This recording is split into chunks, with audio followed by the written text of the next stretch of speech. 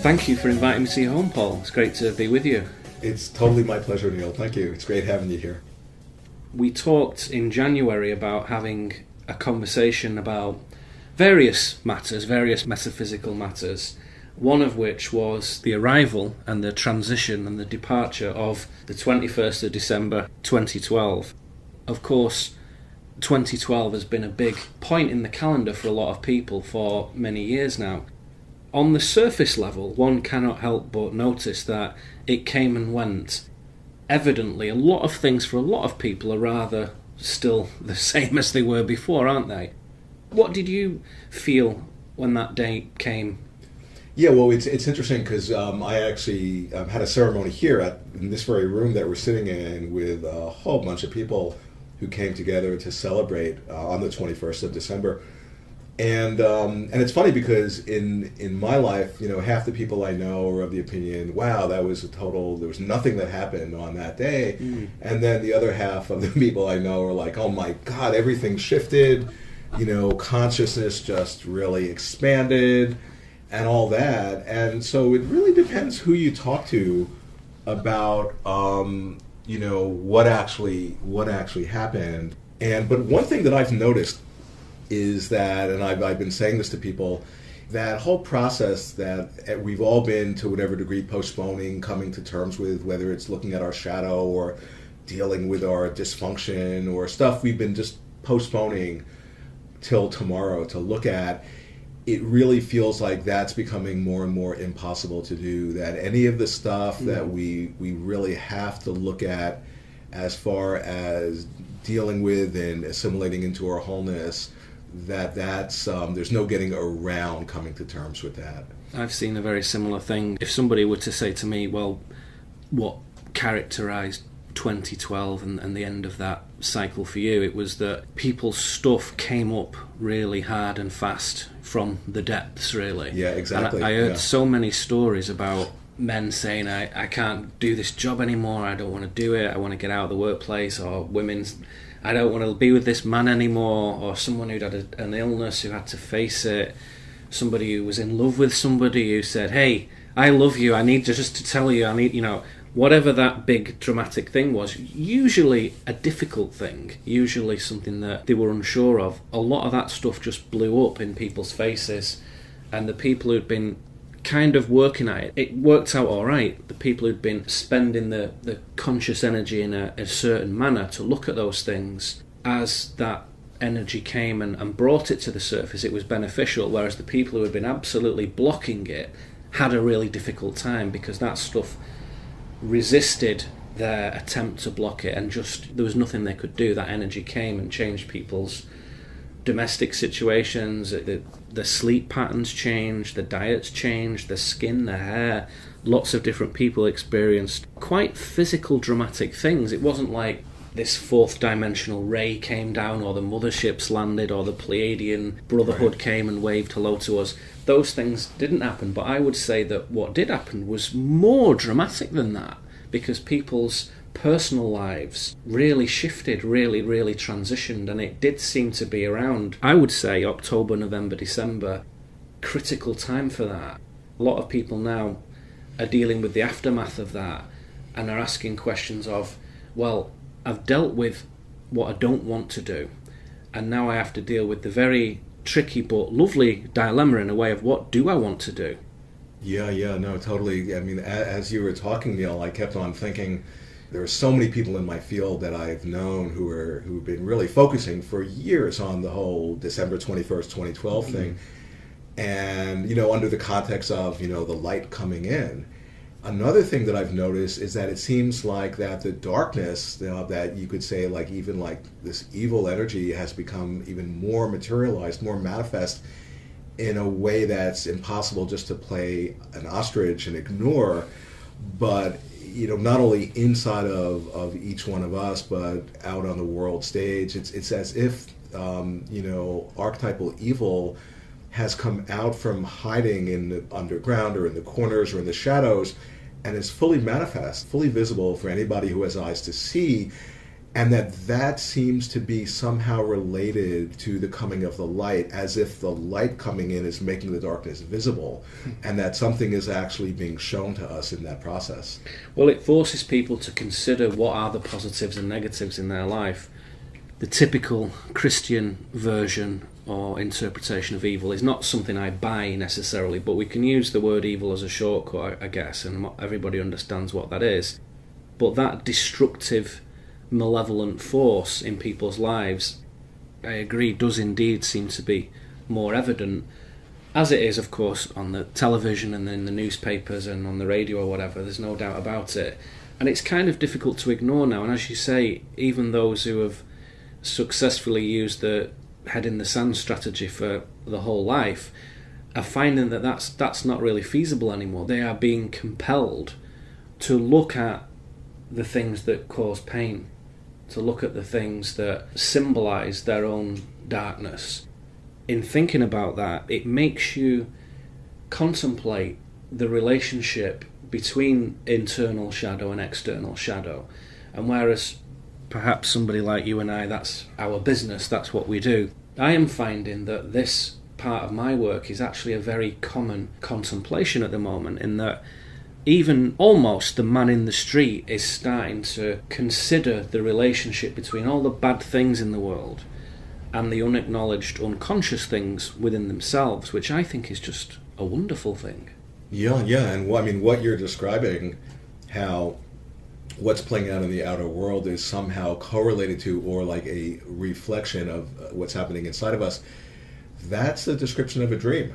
And that's why it's not just a metaphor that I'll use, is that, it's as if we're having a mass shared, a collective dream that we're all dreaming up into manifestation.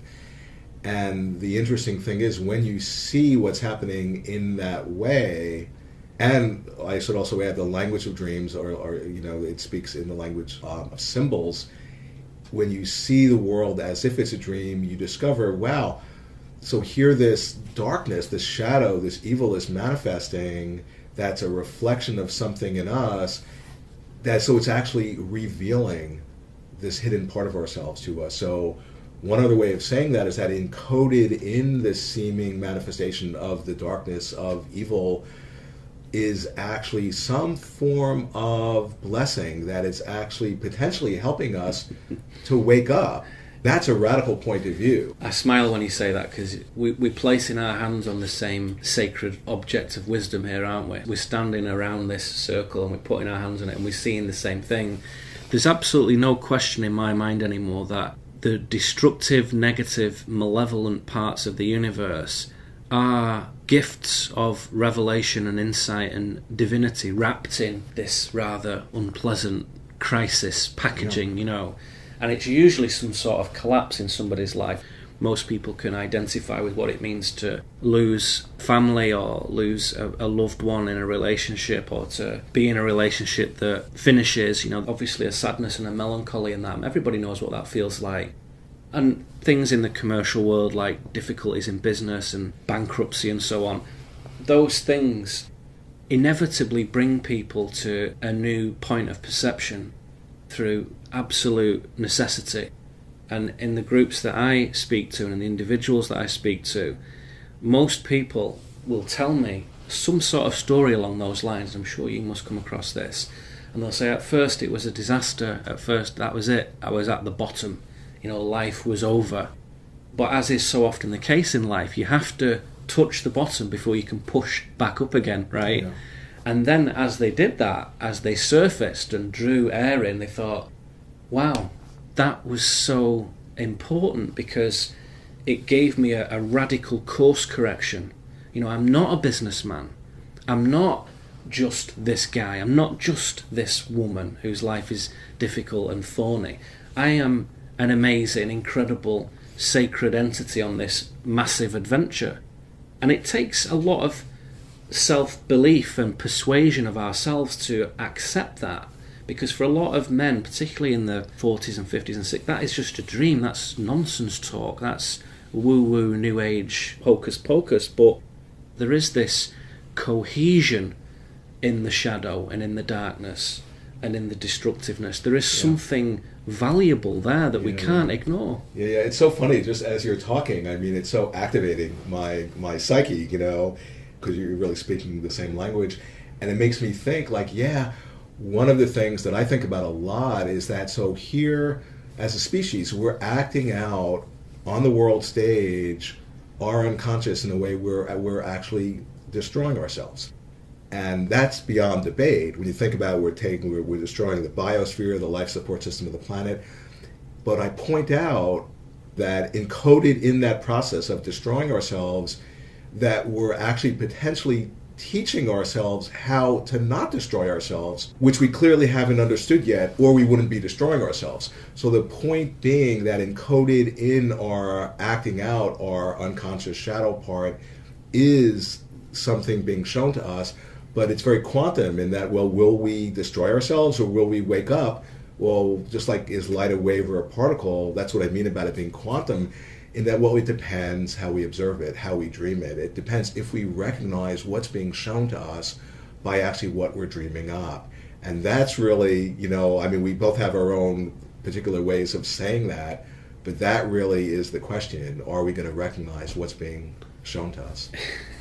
Well, as you say, as you speak, it's firing off new thoughts in me as well, and old thoughts as well, a nice balance of the two.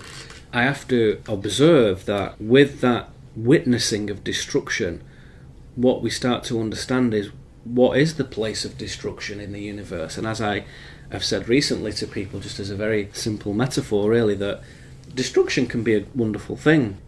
To have a supernova, or to demolish a house to make way for a lovely new house, or a necessity to cut down a tree, a living being, to do something important, to create life for new trees, for example, in a forest or whatever. Without destruction, endless creation is a big problem, because you just end up with a universe full of stuff and you've got a big problem on your hands. So you have to have some place where things go away, a deletion and a creation. I neutralize those concepts in that very simple way to say that the pulse of the universe is emanation and recession, to manifest and to erase. We tend to cling to manifestation and we cling to creation, as indeed our Buddhist teachers have tried to show to us, that attachment itself generates a dilemma. And I think that if nothing else, the lesson of destruction is to say, don't try to avoid this, but try to understand what it is and what its purpose is in the universe, to take things away. The malevolence attached to it is a conscious element that is largely a human projection. Not entirely, is largely a human projection. But the idea that there is only human consciousness at the top of that cycle is something that I have found very difficult to stick with. That isn't the case. I see that the order of the universe, the ecology of the universe, is vast and is very, very diverse and very rich. Human consciousness is one element of that, and there are lots of other ones, which is a very sticky subject, isn't it, for us to talk about. It's not possible for me to say anymore that this is all the mind, aberrations of the mind, projections of human consciousness. I see consciousness not as a human thing, but just as a thing in itself.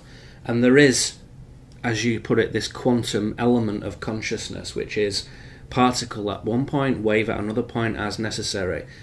But everything feeds into that. The rocks feed into that. The humans feed into that. The Pleiadians feed into it. But let us say that there are all these different life forms around the universe. Everybody feeds into that field. So to imagine that all the evils of the world are just humans being bad, I think is inadequate, that answer. Yeah. Well, it's interesting because you mentioned field, and because as you were talking, I was thinking, the whole non-local field, which pervades everything and contains everything. And the implication of the non-local field is that, there's no separation anywhere between any part of the universe and any other part. And if I could just go back to something you had said, in the sense of you were talking about, and we were talking about the whole sort of destructive energy in the universe as being a part of the greater whole of the universe. And it made me think, then there is the whole idea of, I can talk for me, as an artist, I know when I'm not accessing and expressing the creative spirit in me, that's when I act out in a self-destructive way. And what the meaning of that is for me is that, one way of, or maybe the way of really coming to terms with, we're talking about evil, is to get in touch with our creative expression of who we are. One of the most sort of destructive processes in us is unexpressed creativity. And the idea of creativity is tapping into something that's beyond ourselves. And I just know for me, when I'm all of a sudden, I'm writing a new article or I'm doing a drawing or whatever, it's when I feel most alive and most awake, and I'm in this timeless state, and it's effortless, and it's as if all of a sudden I've become some sort of conduit for something that's beyond myself to somehow come through and give shape and form to itself in a way as if it existed already in the atemporal dimension, and somehow I've been able to access it and channel it in a way and give it form. And yeah, I'm the artist in that way, but it's also not something that's of me. It's something beyond me. And I think this is what you're kind of pointing at, that we're interfacing with something that's not just a personal energy, but something transpersonal or archetypal that pervades everything. It is, as you talk about creativity being particularly relevant, not just as something that's nice to do or something that is a pleasing pastime or a hobby, but is actually part of the core purpose of a human being. And I think it causes us to reframe what we mean when we say being creative, and you're pointing at it in what you say, which is, well, what are we doing when we're being creative? Is we're opening up a little portal, a little stargate to another dimension, essentially. Perhaps where our fourth density self, or our higher self, or our core soul, or whatever you want to call it, can speak to us in more multidimensional, true terms. If I am working with people who have problems with depression or psychic stasis, where there's nothing happening and they're just the same, and there's this dreary humdrum routine of life and it's grinding them, I often examine for that individual, well, what are you doing? What is your engagement with life? How are you contributing? What shapes are you putting into life that are new? What textures are you drawing attention to that haven't previously had attention drawn to them? I.e., what is your creative input into life?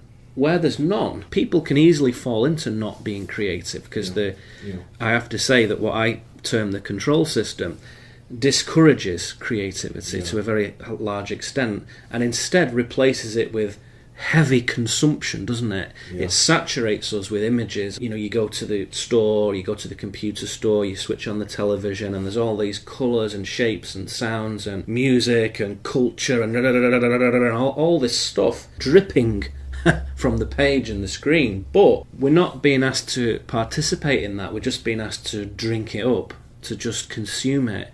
And so a lot of people fall into the understandable conceit, I would say, and I've included myself in that many times, believe you me, of forgetting that there's a balance required here, in that we do enjoy consuming wonderful books, and we know of all different kinds of those that we could share, wonderful movies, lovely nature documentaries, fantastic CDs of the great musical artists and virtuosos. There's no doubt about that, how joyous that is. But we have a valuable part to play in that dynamic. And I think it's of increasing importance for people to realise that the universe is constantly inviting you to contribute, to participate, to engage. And whether you pick up a paintbrush or a guitar or a pen or a laptop or a drumstick is sort of up to you and sort of arbitrary. It doesn't matter what it is. And we might identify ourselves as writers, for example. But you know as well as I do, really what you're doing is engaging with creation. You're looking at creation at the most foundational level you can, and you're expressing that through a gift of words, through a gift of the pencil or whatever. But that's not important. The engagement is what's important. Yeah. No, it's not the medium at all that's important. And that's why, I even wrote an article a few years ago. It was called "The Artist as the Healer of the World." And it's pointing at that it's the archetypal figure of the artist who is actually, the one who is going to be bringing, the really healing of the world to actually take place. And it makes me think of who we are, because that's, one of the key questions. in a sense, we're all these artists and like dreamers, and our canvas is this universe. And like you were saying, Neil, and it's just so cool. I just want to meta-communicate for a second. Like hearing you talk, it's like I'm sitting with a part of myself, and as you're like channeling your thought forms, I feel like, oh my God, the psychedelic is taking effect, and I'm just getting super activated, in a way that is just really cool to have like somebody to collaborate with in this way. And it's so interesting because one of the things you said, it made me think of, we're being invited by the cosmos to participate in our own evolution. To the extent that we see the dreamlike nature of this reality, one thing that means is that there's nothing outside of us that exists in an objectively, independently existing way, but that you can't separate out our own consciousness from what we're experiencing as the outside world, which is to say that somehow what we're experiencing moment by moment, that it's a function of consciousness. It's a function, in a way, of our divine creative imagination. And when you begin to see that, you begin to see, oh wow, I'm actually co-creating this universe with itself. Talk about a creative venture. And that's where, when you see that, you then are met with the question of, okay, I'm seeing this as a dream. Well, how do I want to dream it? But not I as the ego, as like this reference point, but I who I've now discovered myself to be, which is actually not separate from the whole dream. And that's an interesting question. When I, through my imagination, when I imagine into that question, how would I dream the dream? That's when I get to the point of like, well, if there's still people who aren't really awakening, then it wouldn't be fully satisfying. So that's where, for me, it enters into the whole bodhisattvic idea of, oh, I get it. I won't be fully healed and awake until the whole universe is awake, because that's who I'm discovering that I am. And that's really inspiring to me, because that all of a sudden catapults me out of my separate self into an identity where I'm more here to actually serve other people and the whole. And paradoxically, by doing that, that very stance is the point of view that really alleviates my own suffering. It is, and it's also the thing that brings happiness. Yeah. Isn't it? Because now you've stopped pursuing happiness, should you ever have fallen into that illusion like most humans do at some point or another. When your function is good, i.e. that you realise that there is this entity, Paul Levy, but there is also this coalescence of vectors which brings a lot of things together in the universe and touches dimensions close together, brings people close together. And to use your word, there is this kind of meta-self which you could superimpose over yourself, but we realise that it is nothing to do with the ego. When you redefine what you are, happiness is just always available. And as I said recently on a recording, you actually have to turn it down sometimes, happiness. Say, look, I'm going to turn that down for now because I'm busy. I'm trying to focus on something. I can't be jumping around with this, jubilation or whatever. So you realise, as I often say, happiness is like this kind of secret radio station that's always playing, always there, always on, all the time, and it's wonderful. The music is the sweetest, happiest thing in the universe. And all you have to do is turn the volume up or down. It's always there. It's not something that you pursue. It's always there. That idea that the dream, and obviously this plays into a lot of your methodology and terminology and whatnot. I was talking with an Australian guy a few weeks ago, and he has knowledge of the Aboriginal peoples in his area, the indigenous shamanic peoples of the Australian continent. And obviously the dream time is a big deal with those guys. And they perceive it exactly the reverse that we do. And I wrote an essay about this many, many years ago. It was about these people, the Ananu, and about the dream time, where it is considered that this really is the temporary, weird, surreal, creative, dynamic dream bit. And the other thing that we go to at night, the other world, the underlying superstructure, is actually where we are in a more real sense. Yeah.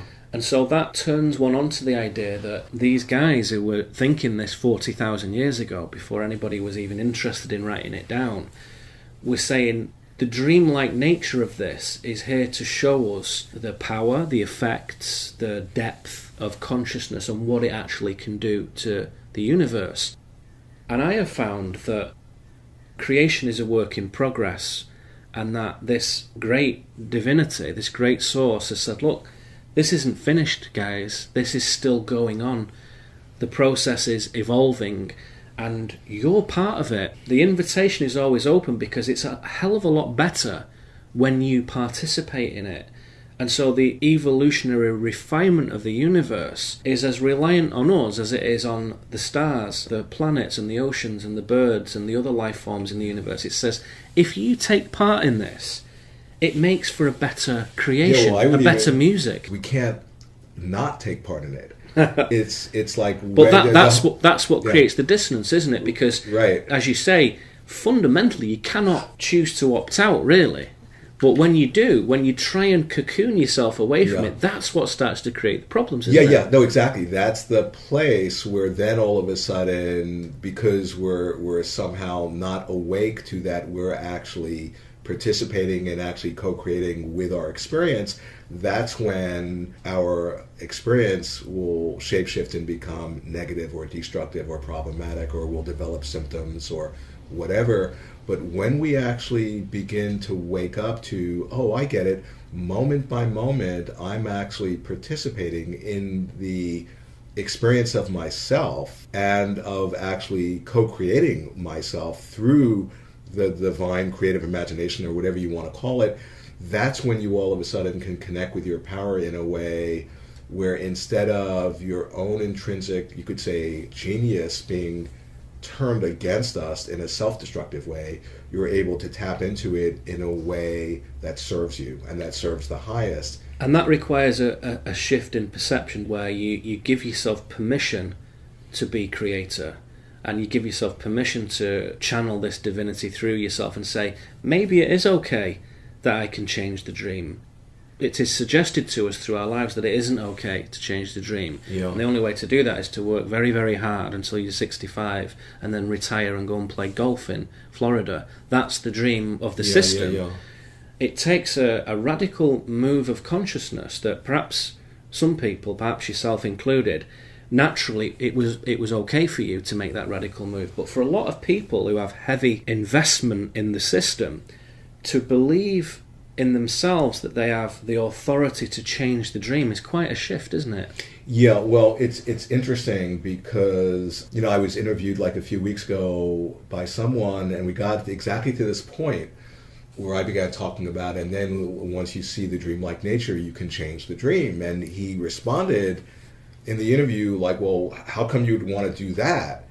And I looked at him and I said, well, you've woken up in the dream and you see that we're killing ourselves. Would you change that dream, or would you just leave it the way it is? Yeah. And it's interesting too, because what you just said, Neil, made me think about, when I began, in the early 80s, having the recognition of the dreamlike nature and beginning to wake up to my own part in it, and that I was actually responsible in a certain way and co-creating it or invoking it in a certain way. As I was more and more stepping into that energy of truly being in myself, in touch with my power, and really integrating my lucidity, what I also noticed was that simultaneous to that realization seemed to also be evoked certain almost darker forces that seemed to be contrary to that, or seemed to be in opposition to that. And that was very interesting to me. It was almost like the two reciprocally co-arose together, the light of lucidity and the darker powers that seemed to stop that had an investment in stopping that. It was almost as if the darker powers were feeding on the lack of lucidity or something. There was something going on there that really got my attention. I've more and more been trying to shed light on what is the nature of those darker forces.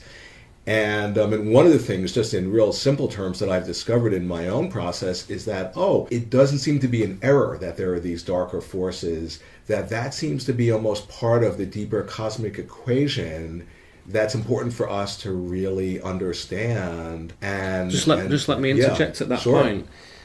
That's very, very important what you're saying in terms of interactions with people who we talk to and seek our counsel and guidance in these matters, in that there is, again, a perspective involved here where you realise that the darkness amplified as your lucidity deepened, say, and your reaction was, oh, that's a very, very healthy response, isn't it? Because other people's response, which is very understandable, is, oh my God, this demon world is opening itself up to me, and I am now being stalked, and there's things after me, and this door has opened into another world, and I just want to slam it shut again. Right.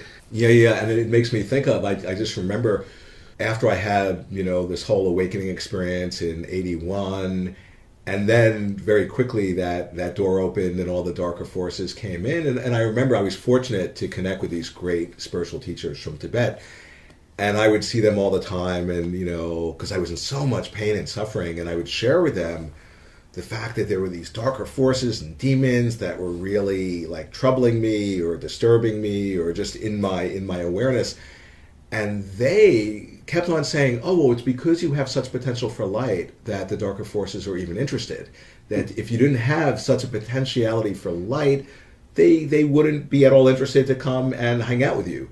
So they were also seeing, the deeper alchemy and the correlation between the darker and the light. And you're right, too, for people, and it's understandable, who once that door opens and all of a sudden we experience these seemingly, whether you call them demons or psychologically Jung calls them autonomous complexes, or Native Americans call it Watiko. There are all these different names. The Gnostics might call them the archons, or whatever the name is. It's unimportant.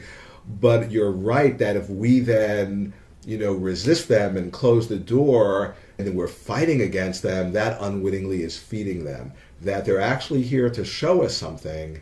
And like I was saying, it's not an accident that they're showing up.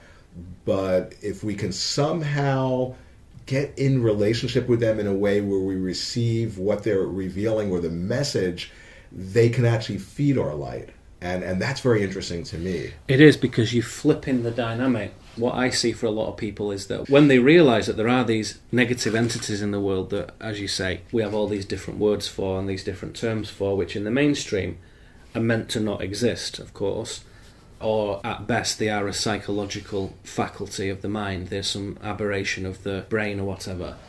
But as you go deeper into this awakening, you realise that no, they do actually have sentience of their own, and they have their own self-determination and their own life and whatnot. When you realise that, I think that's when you start to feel the presence, of course, but that's where you get the opportunity to flip something round, which is this. When you're not aware of that, you are food for those negative entities, because I very much have come to the conclusion that these negative entities, God bless them, use low resonance consciousness as food, right? Because they're stuck where they are, and the universe won't allow them to just stay there without anything, so they need a power source.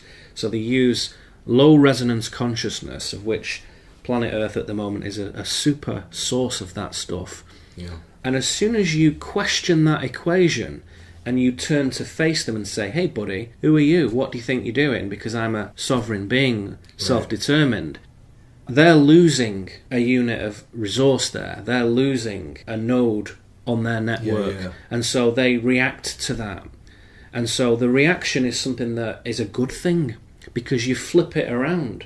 And you start to say, well, actually now, not only do I become very unappetizing to you at this moment, but I might use you for my own awareness. No, what I was going to say is exactly that, is that instead, because that metaphor of us being food for them through our, unawareness or our fear, that's exactly it. And yet when we actually turn the light of awareness on them and see their nature, in a sense, then their energy becomes food for us, and their energy actually feeds our empowerment.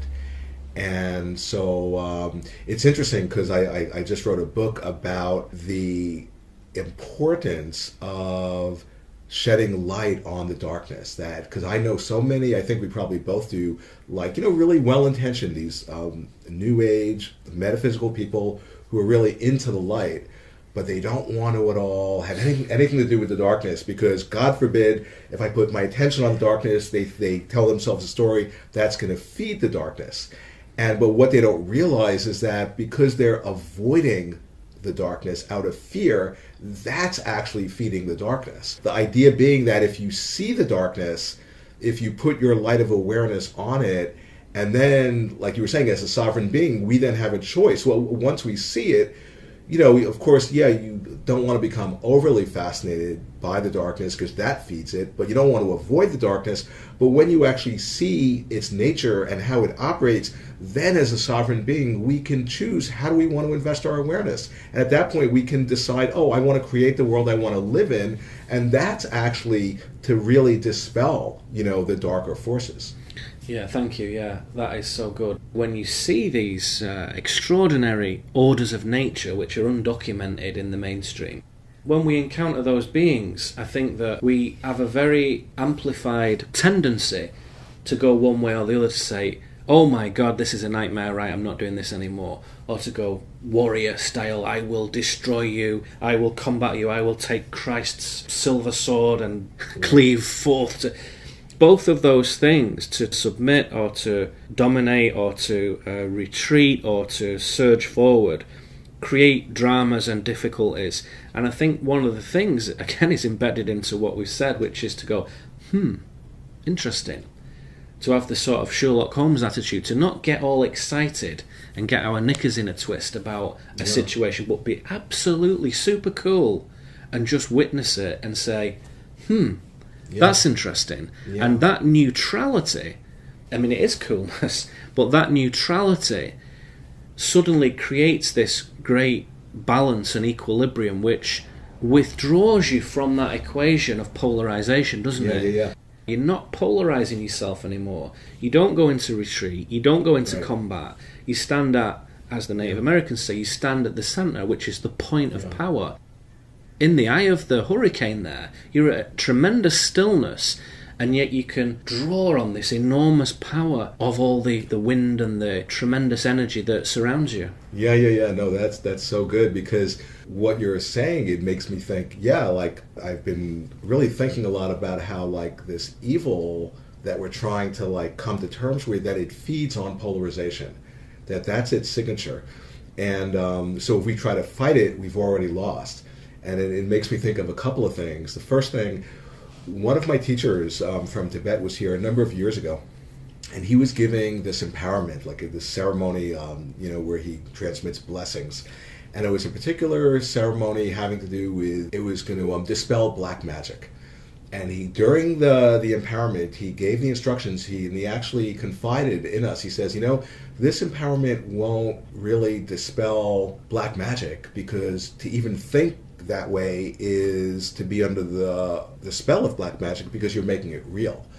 But what it'll do, it will dispel your belief in black magic, because that's the real black magic, the fact that we even think that there's something evil that we need to fight against. And then that brings me into, in my book I talk about that the real ultimate solution to the problem of dispelling evil is to get in touch with the part of ourselves, within ourselves, that's invulnerable to its effects. And that's what you just described about that eye of the hurricane. There are a lot of different metaphors for it. And that's the part of us that evil can't possess, because it's not possessible. And it's something that we possess because we can't not possess it. It's who we are. And it's just a question of really becoming familiar with that and really recognizing that. And as more and more we stabilize that realization and abide and rest in that, then any of these evil forces that are invested in self-destruction or whatever can't harm us at all. And I think that's a really important point to just bring out. Absolutely crucial, that, because it plays into this dynamic that I see over and over again, which is having that confidence to look into yourself and speak to people like us and other people who do work like we do, and gain the knowledge, gain the knowing is a better way of saying it, gain the knowing that yes, we do have that invulnerability, we do have that inviolable spirit, which is, as you might think, a spark of the divine or a piece of source, something infinite, something eternal, which in my reading of the history of this conflict is what creates the resentment of those negative entities, because we have something that they don't have, which is a point of balance, which is the compass bearing home, as I call it, which is you go out on your vast journey into the universe, then you come home again, okay? Let us imagine for a moment that as a mental model of what happens over millions of years in our life, and we play different roles and we're different beings and we do all kinds of stuff on that journey. And the compass bearing that gets us home is this spark, is this point of equilibrium which we always regain, we always retain, and it is this innocence. In Gnosticism they often refer to those who possess this as the innocent little spirits. As they come back with that spark, with that kind of, I call it spiritual GPS, which gets us home again, beings who lack that, entities who lack that for all different kinds of complex reasons, have a great bitterness when they see it. And so it's not necessarily Paul or Neil that they're railing against and are in conflict with. It's something we have. And that, particularly in the Gnostic materials, through the 50-odd Nag Hammadi tractates, you'll see over and over again the word resentment, bitterness, hatred. You think, well, why would they possibly have hatred and resentment for us puny little fragile humans who are just beginning our spiritual journey in a way? And it's because we have something that is of great value in the universe, which is this return ticket, essentially, which not everything has, I have come to see. And that's the thing that creates the sense of being violated or being, you know, if like your home gets burgled, heaven forbid, that it's not so much that you've lost your jewellery and your television, it's the fact that somebody's been in your house. You feel as though your space has been violated. And a lot of people, when they have encounters with these beings, that's the thing. They've never had the sense of that impingement before. And what I say to people is, okay, number one, it's not personal. Nobody's singling you out as Bob or Sarah or Steve or Jane. Nobody's bothered about that at that level. What they're looking at is something that you have, which is your awakening and your, as I say, humorously refer to it, your return ticket, your divinity. Because not everything that's walking around this world has that. Yeah, and the thing is, what that brings up for me is, like, the thing which is most interesting is that these, like, seeming, like, negative entities can't possibly take that from you, but you can give it to them.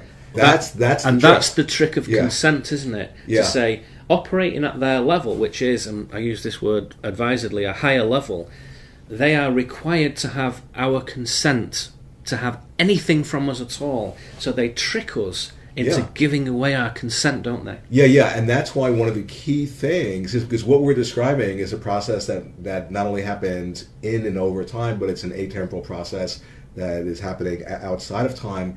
And that's why one of the key things is to really come to terms with our complicity in our own darkness.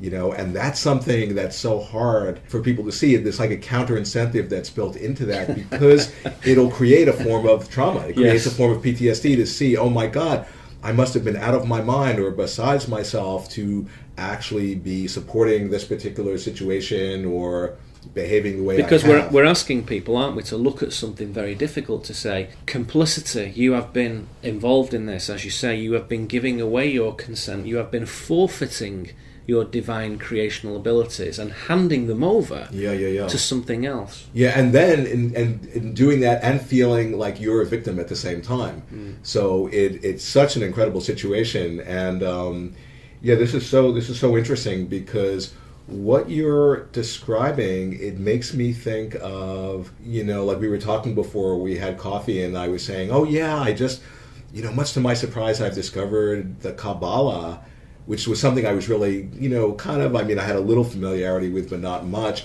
that it's actually describing the very thing that I was pointing at in my book, you know, encoded in the darkness are actually sparks of light, and it's our role to actually discover that and to extract that light and to liberate that light.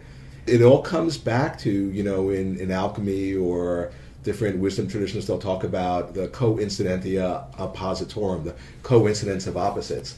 That's the place where you all of a sudden have a living experience of that the opposites, for example, good and evil, become indistinguishable from each other. Because what you discover is that, oh my God, it's by inquiring into the darkness, into this seeming evil, that actually has helped me to wake up. So, wait a second, I thought this evil was bad, but it's actually had this profoundly good effect. Well, all of a sudden, like I was saying, the opposites become really hard to distinguish one from another. And the point of view in us that has that realization is, in psychological terms, what's called the self, which is simultaneously the result of the realization and at the same time the sponsor of the realization. It's both simultaneously. And so what we're talking about is really, by just unfolding and inquiring into our process and what's being presented to us through whatever forms of dark and light are manifesting in our life, that actually becomes the medium or the vehicle for the realization of who we are. And that's really inspiring. It is inspiring because it makes you look at the whole question of polarization and of opposites. It forces you to do that through examining one of the poles. So when we're little children, it is suggested to us through the media and through the education system that there's this linear line that stretches just as one line left and right into infinity, and on the left is evil and on the right is good. Right. And that isn't true. And you see these symbols like the Ouroboros, the snake consuming its own tail, and you see these spirals and you see these circles, particularly in Celtic iconography and whatnot, suggesting that there isn't any lines in the universe as such. There aren't any straight lines. There's a reason for that. And that really the polarity, when you see it as this circle, is really just points on the circle that you're drawing. And as you shift round, you say, well, actually, there aren't two separate areas on this circle. There is only one artifact. There is just one thing. And it goes round and round on itself. And so where we draw the lines is sort of arbitrary. And what we're really doing is mapping the whole thing. And as you come to that, you start to realise that being given the opportunity to look at extreme positivity and joyousness and bliss and creativeness and revelation and epiphany and whatnot, all those wonderful things which New Agers are addicted to, they have a dependency on those things. And then you have the destructive, self-sabotaging dependency at the other end of the scale. It is as if one is given the opportunity to walk that whole perimeter and say, right, now I have mapped polarity. Now I can tell you I have been to the bottom, I have been to the top. Both wrong answers. Both wrong answers. That's not it. It's not the caves under the mountain. It's not the peak at the top of the mountain. It's something else. It's something in the centre. It's something in the core. And as human beings, we're given the opportunity in this third density realm, which is a place where polarization is put upon us for our own good, for our own benefit, as a gift, as a device of education, I think.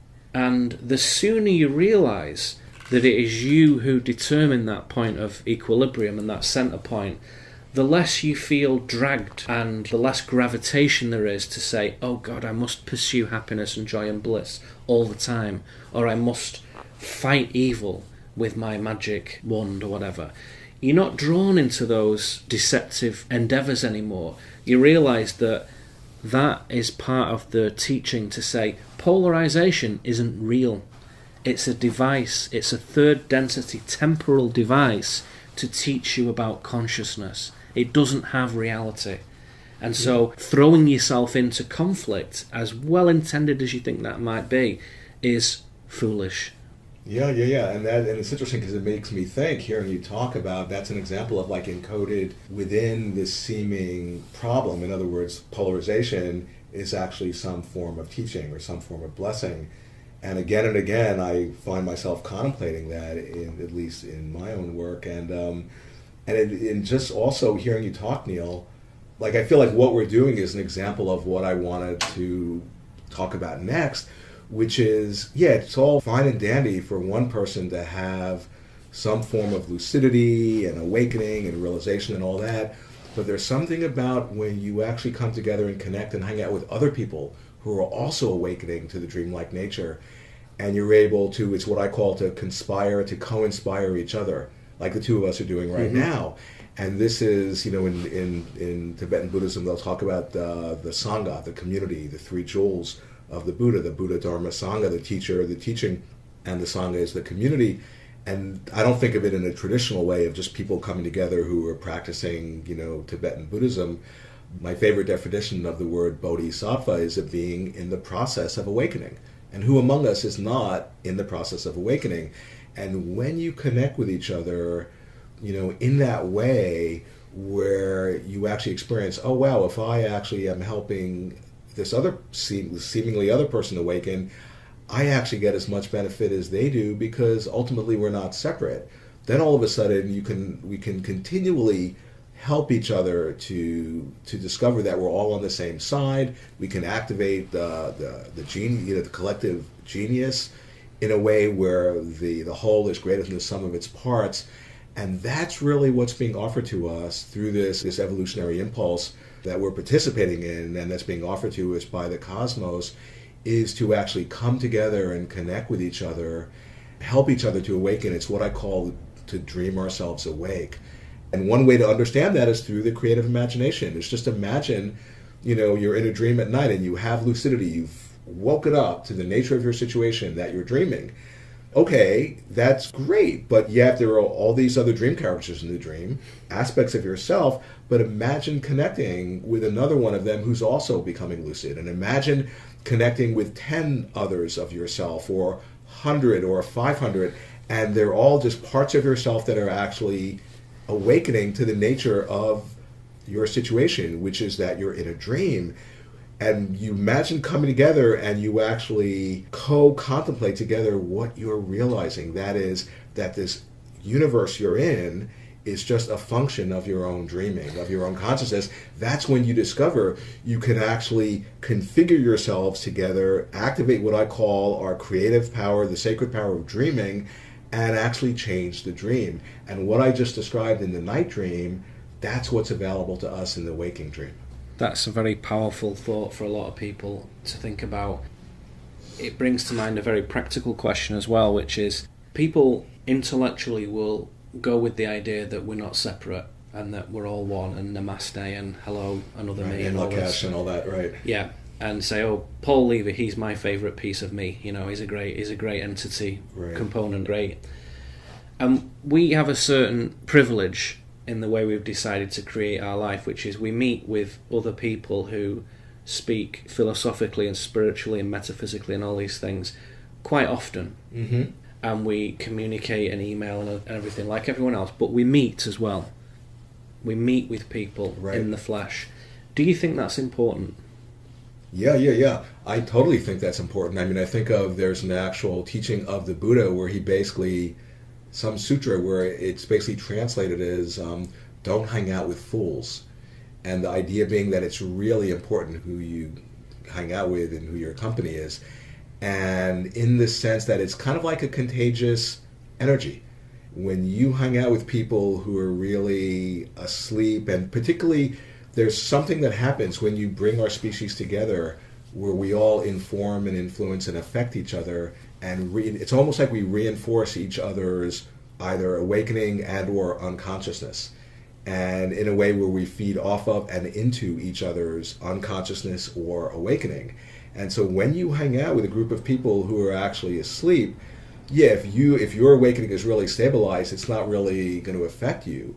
But if your awakening is kind of not that stable, you might find yourself over time getting more and more drawn into that level of inertia or asleepness or amnesia. So I think it's really important to hang out with people who are also in the process of awakening, because then you discover we can actually really reinforce and support each other's process of realization, which is simultaneously helping our own. It's this reciprocal process, and that's the way I really understand the real mystic process of the Sangha, the community of the Buddha. I'm glad you said that so incisively. I think it's important for us not to pussyfoot around on this issue, not that you and I would do, but I have found it increasingly important to look people in the eye and say, yes, we must get together, we must meet. As I say, for me, that's not a problem. My problem is the opposite, which is politely telling people I'm not going to meet them, I haven't got time, right, or I want my time to myself or whatever. But I'll tell you, 9 out of 10 people who I work with, one of their challenges is that they're stuck in an environment, a place, a world, a family, a business, a community or something, where there is no awakening going on. There are not people in that place, interested in the process of growth and evolution and consciousness. They're not interested, right? Some of them might be religious, some of them might be very hyper intelligent, academically very impressive, and have PhDs coming out of every orifice, you know. But that's not what we're talking about. We're not talking about astute, urbane, sophisticated, cultured people. That's something different. That's great, but that's something different. We're talking about people who are acknowledging a very fundamental aspect of reality in themselves. And I have to say to those people, it's important that we gather, that you gather with people, that you meet people who are doing the same thing you are. People earlier on in the journey than you, people later on in the journey, people exactly from your ethnic and cultural background, and people from totally different ones. If for nothing else, to share openly, to let your guard down, to be in a trusting environment where you can be absolutely free and open and together, and everyone's going to support and be excellent about that. And that means travel. Because unless you have the advantage of living in a place where there's a lot of consciousness, which I'm glad to say you and I have chosen rather well where we live, but there's an awful lot of places in America and in Europe where that isn't the case, where there's a great dearth of awareness.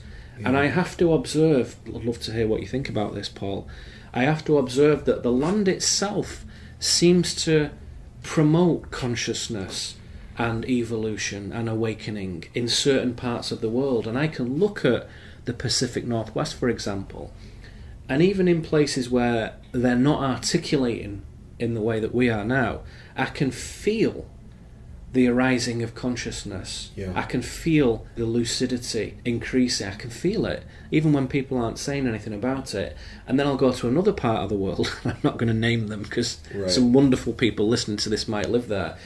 It doesn't matter really, but you know what I mean. There's other parts of the world and you go, this place is just flat. It's kind of dead. Dense, and the community is like not interested, and the land is sort of like asleep as well. I had this whole awakening based on the incredible trauma and wounding and abuse and all that, a long time ago in the early 80s. And so the experience I was having was I was really beginning to realize, oh my God, this is a dream. This is a mass shared dream. We're dreaming up reality moment by moment.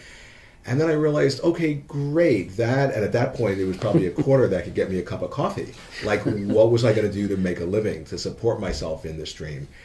And so many people I know, and you'll see how this connects to what you were just saying, so many people I know are going through the same process. They're having some form of realization, of lucidity, of awakening, but they're really struggling with how can they then be in the world in a way and, to bring income to support them that's in alignment with who they're discovering they are and the situation they've discovered they're in, which is that we're having a dream. And I think about me, so I was really struggling with that, and then I just got creative and was like, well, if this is a dream, I completely can easily imagine that, don't you think the dream would support me in if I somehow brought forth a creative vehicle for not just telling people, but showing people how this is a dream. And I was able to figure that out by having these groups of people that I would bring together who were all subscribing to whatever degree they were that were having a dream. We would inquire into the nature of our situation through that lens, that we were dreaming up whatever was happening and what does that show us when we view things in that way. And it was actually really giving people the living experience of lucidity. And as I began doing that, the very day I began doing that, I began making a living. And not only that, but more and more I began attracting other people who are awakening. And so then I began to realize, oh my God, I'm actually invoking or creating in my dream a whole community of fellow awakening beings who we all could support each other. So yeah, I think you're right. There are certain places in the third dimension on our planet that might have a denser environment and there's not so much the energy of awakening. But then from another point of view, there's nothing separate from consciousness itself. So why not just create the very thing you're wanting to dream up, which is to actually creatively invoke and attract a whole form of awakened community in your life. And so I just wanted to offer that thought form. Yeah, that's really interesting. The way I perceive it is that I think you're right. I think the sort of organic internet that links these minds together is there, and there's no doubt about it. And technology helps with that. There's no question about that. But I still have to impress upon you the idea that there are places where it's easier than others. Oh yeah, no, so, I agree with that. I'm not disagreeing at all. People who are in, let me give you a practical example. Yeah. People who are in France at the moment are telling me, in France, there's always exceptions. There's always communities who are most wonderful and superb, of course. But on the whole, in France, people are not interested in this stuff, which is ironic because in the esoteric traditions, it was a great hotbed of activity, France and Germany, right, and so on. But at the moment, there is a dampening in that region. There is a great dampening of that. Sure. And some people who have travelled from France to Northern California and wonderful Oregon and Washington have said, oh my God, I can feel it when I got here. Right. Or they went to whatever. They went to Glastonbury, which is a little bit new agey in England, but wonderful place with a great landscape in Somerset. And now they went to Avebury or West Kennet Longbarrow and they saw the crop circle. Wow, we can feel it here. And when we got there, we met with other people who were doing the same thing. And then we went home again. And that's one of the problems that I brush up against all the time is that, and then we went home again. Right. So they created the experience, they made it happen. They edited the dream, they changed the circumstances of the dream. They had a wonderful experience, and you must come across this. People go away for a couple of weeks, they go to a conference, they visit somebody, they do, and they raise the vibration, as they say. They get to this wonderful place, and then they go home again, and all that falls back down on the floor. So they can't sustain the notion that they're steering the dream. They can't keep that belief alive. Yeah, and that what you're just describing, I mean, I really hear that, and I come across that too. And as you well know, part of being a spiritual practitioner, almost like an alchemist, is that it's our responsibility, to really, we're the ones who are co-dreaming the dream. We're like the artists or the authors who are the, we're authoring the story of our life. And I totally get there are certain places that are of a more like dense or flat vibration, but then I would also just offer the thought form of that, it's our responsibility to, in a way, alchemically transmute whatever place we're in or whatever experience we're having into some form of seeing the dream or seeing it as, some form of teaching or a blessing or a spiritual realm. That, you see, the way I understand spiritual practice is more and more you're able to, in a way, to alchemically transmute every moment of your experience into that. That is such an important thing. I'm so glad that we raised this. One of the things I've learned from what I've been doing over the last goodness knows how many years is that, yes, it is possible to bring that awareness into the most unpromising situations and the most decrepit environments or horrible streets or real places of political polarization and ignorance and bigotry and whatnot. And I can go in those places and change that. And I do my best at that. I'm not perfect at it. I'm still learning about that. And I see that alchemy being very possible because I've seen it in my own life. And, walking around the streets of New York or whatever in very unpromising, spiritually flat situations. And then I'll meet someone who is just astonishingly excellent. We'll have a great conversation. Someone else will come along. Something will happen. I'll see these signs and symbols and synchronicities in the environment. And I realise that I am co-authoring this narrative, this dream narrative, as I'm going along. What I'm saying to you is that it's really a matter of experience. That it's an experiential method one has to pass on to our students, if I can use that word for a moment, or our colleagues or whatever. The joy for me is where one has the luxury of working on a long-term basis with somebody who comes back and back over time, and they are starting to believe, it's also a very problematic word, but we'll use it for the moment. They're starting to believe in their own power. They're starting to observe the example of our behaviour when we're on top form. As you say, it falls upon us to demonstrate by our example, by our deeds, not just our words, because we're both very comfortable with that, but by our deeds, how we live, what we do, how we've changed our dream. Yeah, well, it's interesting because as you're talking, Neil, I'm thinking that, so I have all these groups, like we both work with people, so we're not just like these philosophers sitting in a white tower. One of the things I see, almost everybody, even people who are really awakening, but almost everybody, they come into the groups and they're somewhat entranced via the experience of thinking that whatever they're perceiving is objectively actually happening, which is very different than the understanding of whatever we're perceiving, who knows what actually is happening.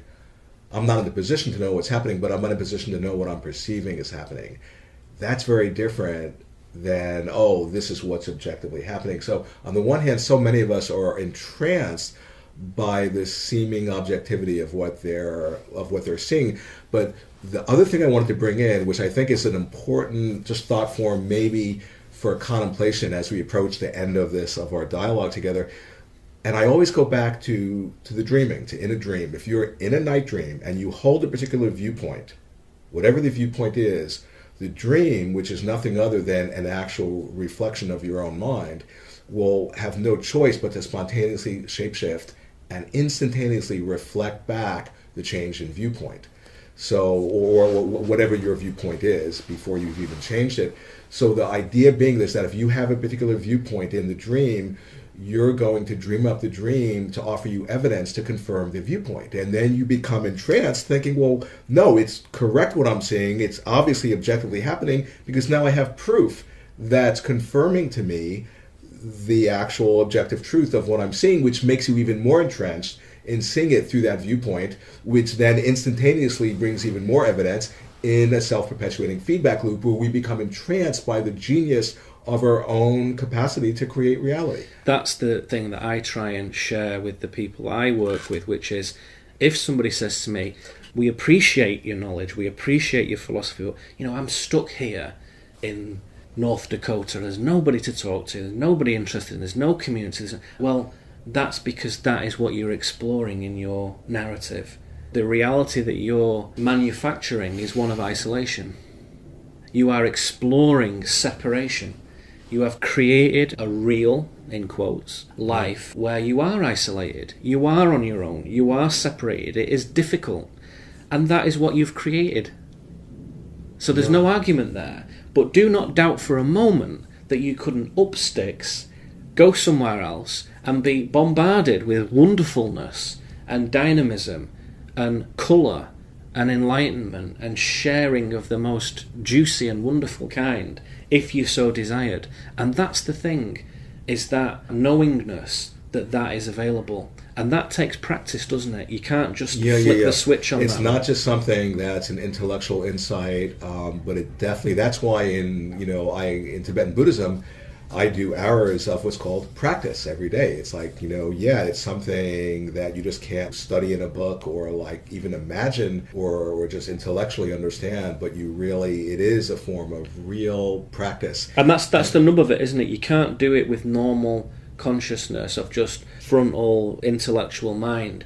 You have to shift the channel. You have to change gear and say, right, the bit where the editing's done, the bit where the changes happen requires a different mode of consciousness, and that requires discipline. It definitely requires discipline. And then, it just makes me think, too, that when we, each of us individually, develop the discipline and the structure and develop and deepen our practice, whatever our practice is, doesn't make a difference if it's Buddhism or, being an artist or whatever. It makes me want to just not forget to say, I offer to people the thought form that, we, as we wake up to who we are, that we are the artists and the dreamers of our shared collective dream, that we can create what I call an art happening called global awakening, in which we actually dream ourselves awake.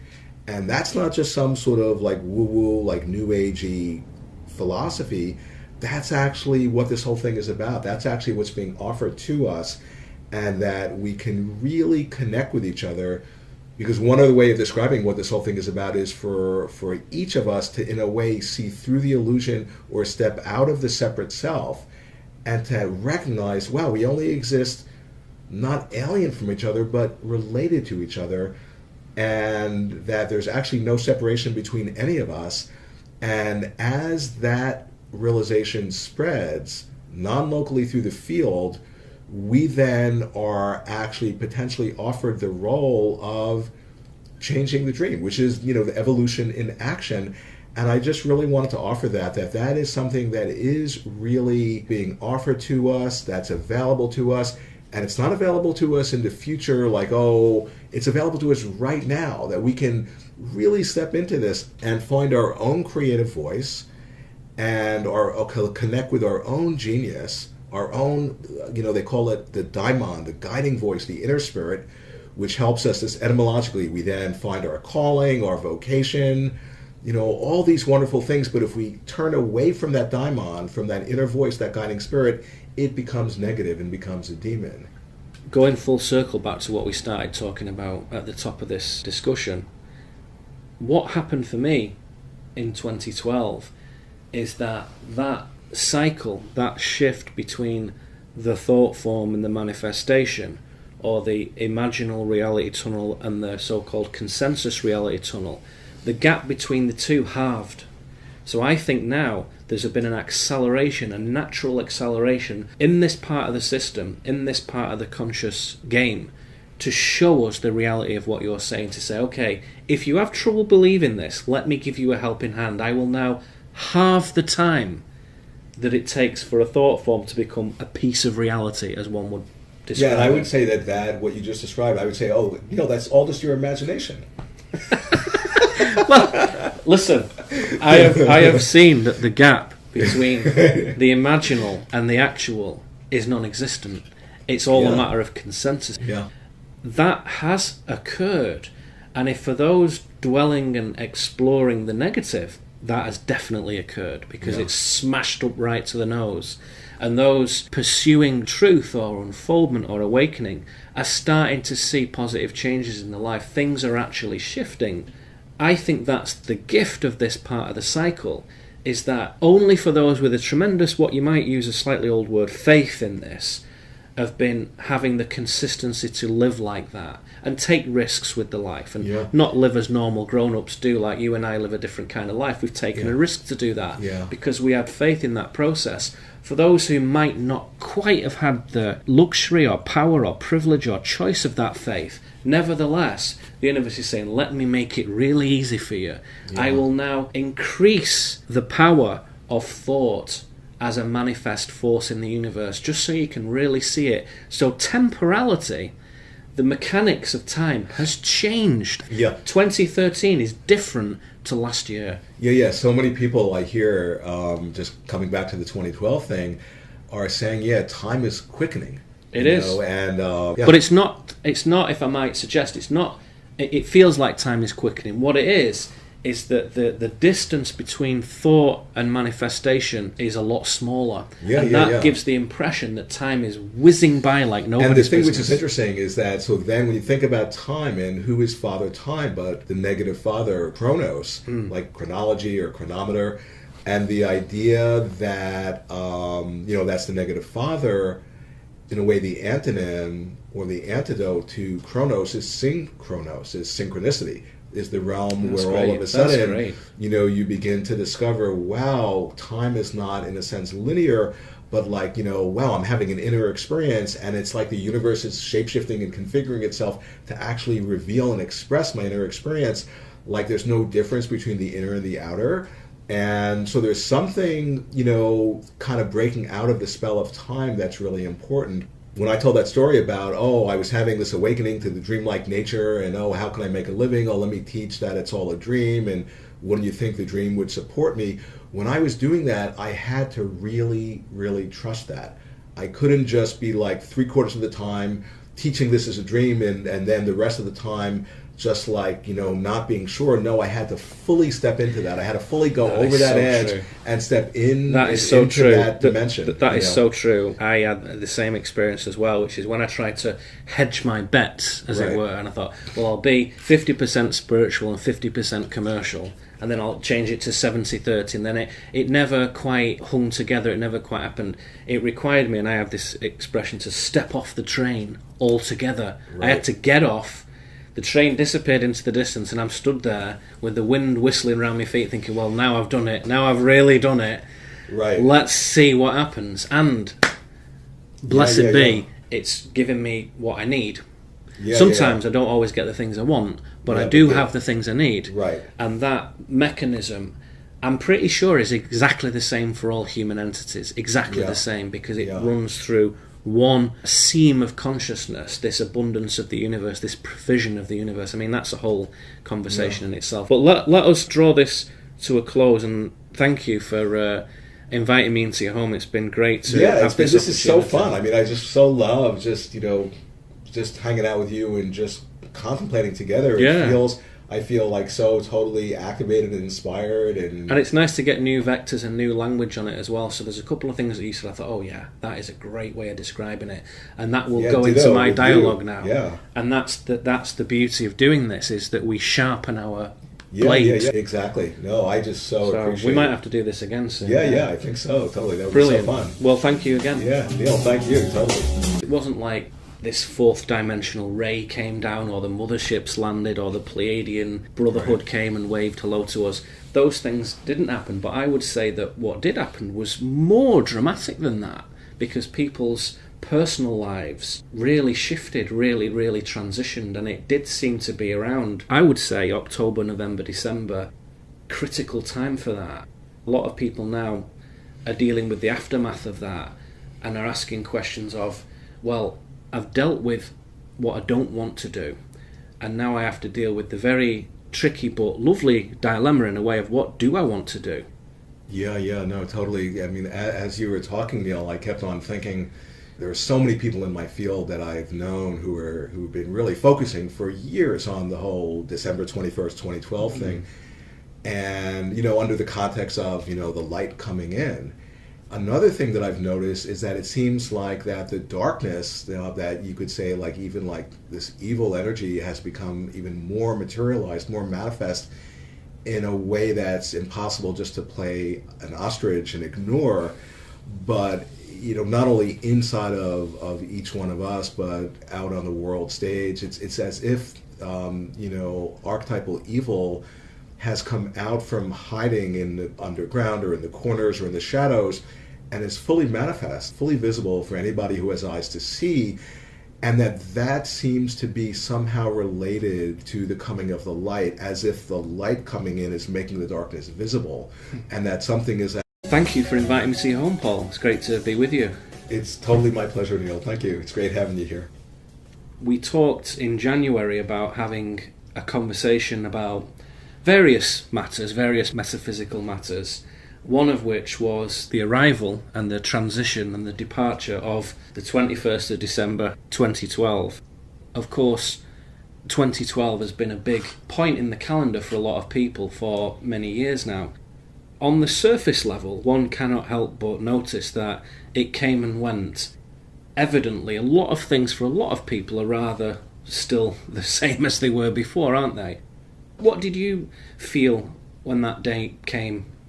Yeah, well, it's interesting because I actually had a ceremony here in this very room that we're sitting in with a whole bunch of people who came together to celebrate on the 21st of December. And it's funny because in my life, half the people I know are of the opinion, wow, that was there was nothing that happened on that day. Mm. And then the other half of the people I know are like, oh my God, everything shifted, consciousness just really expanded and all that. And so it really depends who you talk to about, what actually happened. But one thing that I've noticed is that, and I've been saying this to people, that whole process that we've all been to whatever degree postponing, coming to terms with, whether it's looking at our shadow or dealing with our dysfunction or stuff we've been just postponing that's a description of a dream. And that's why it's not just a metaphor that I'll use, is that, it's as if we're having a mass shared, a collective dream that we're all dreaming up into manifestation. And the interesting thing is, when you see what's happening in that way, and I should also add the language of dreams, or it speaks in the language of symbols. When you see the world as if it's a dream, you discover, wow, so here this darkness, this shadow, this evil is manifesting, that's a reflection of something in us, so it's actually revealing this hidden part of ourselves to us. So one other way of saying that is that encoded in this seeming manifestation of the darkness, of evil, is actually some form of blessing that is actually potentially helping us to wake up. That's a radical point of view. I smile when you say that, because we're placing our hands on the same sacred object of wisdom here, aren't we? We're standing around this circle and we're putting our hands on it and we're seeing the same thing.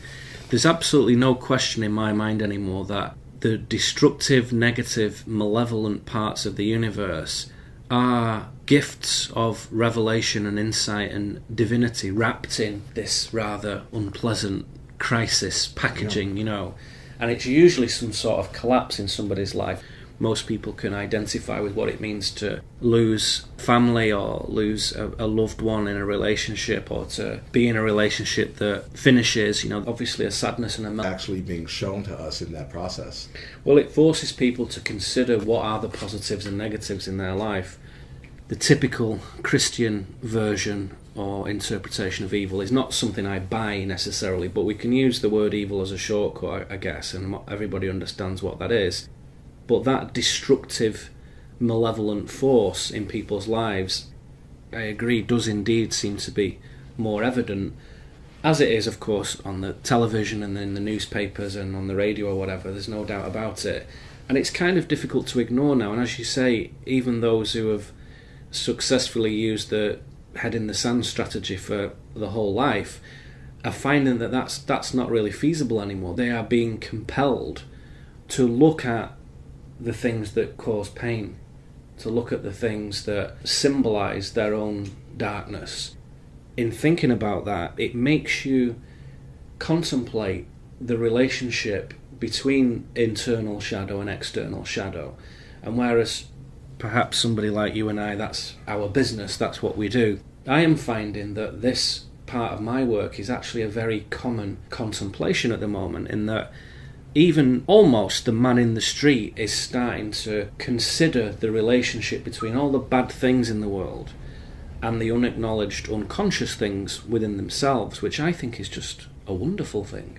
Yeah, and what you're describing, how what's playing out in the outer world is somehow correlated to, or like a reflection of what's happening inside of us till tomorrow to look at, it really feels like that's becoming more and more impossible to do. That any of the stuff that we really have to look at as far as dealing with and assimilating into our wholeness, that's there's no getting around coming to terms with that. I've seen a very similar thing. If somebody were to say to me, well, what characterized 2012 and the end of that cycle for you, it was that people's stuff came up really hard and fast from the depths, really. Yeah, exactly. And I heard so many stories about men saying, I can't do this job anymore, I don't want to do it, I want to get out of the workplace, or women's, I don't want to be with this man anymore, or someone who'd had an illness who had to face it, somebody who was in love with somebody who said, hey,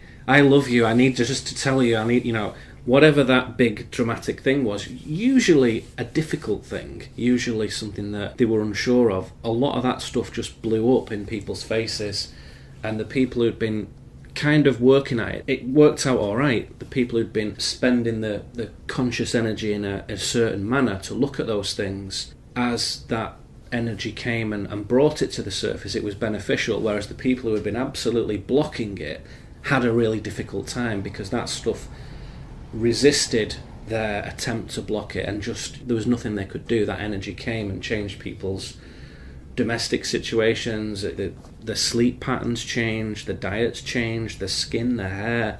Lots of different people experienced quite physical, dramatic things.